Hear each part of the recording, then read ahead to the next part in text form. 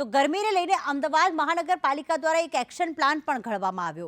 સવારે 11 વાગ્યાથી લઈને સાંજે 5 વાગ્યા સુધી અમદાવાદ શહેરના તમામ ટ્રાફિક સિગ્નલ બંધ રહેશે। બીઆરટીએસ અને એએમટીએસમાં જે પણ મુસાફરો મુસાફરી કરે છે તેમને ઓઆરએસનું વિતરણ કરવામાં આવશે। પાણીની વ્યવસ્થા તેમને આપવામાં આવશે। મોટા બસ ડેપો પર ગ્રીન નેટ, કુલર અને પંખાની પણ સુવિધા થશે। રેડ એલર્ટ દરમિયાન શાળાના સમય પણ બદલાઈ શકે છે। 50 જેટલી પાણીની પરબ તમામ ઝોનમાં તૈયાર કરવામાં આવશે। તો બગીચા સવારના 6 વાગ્યાથી લઈને રાત્રે 11 વાગ્યા સુધી ખુલ્લા રહેશે।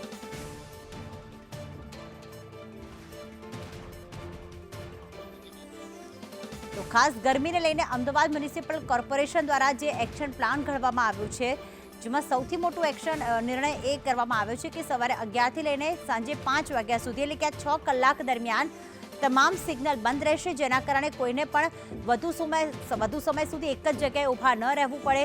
સાથે જ એએમસી દ્વારા એ પણ સૂચન કરવામાં આવ્યું છે કે લોકોએ બપોરના સમયે કામ ન હોય તો ઘરની બહાર ન નીકળવું જોઈએ। થઈ શકે છે કે વધુ ગરમી પડે તો શાળાઓના સમયમાં પણ ફેરફાર કરવામાં આવી શકે છે, એટલે કે બપોરની જે શાળા છે તે વહેલી છૂટીને જે બપોરનો સમય છે તે વહેલા કરવામાં આવી શકે છે, જેના કારણે બાળકોને કોઈ તકલીફ ન પડે। સાથે સાથે બીઆરટીએસ અને એએમટીએસમાં જે મુસાફરો મુસાફરી કરી રહ્યા છે તેમને પાણીની વ્યવસ્થા, ઓઆરએસની વ્યવસ્થા પણ કરી આપવામાં આવશે।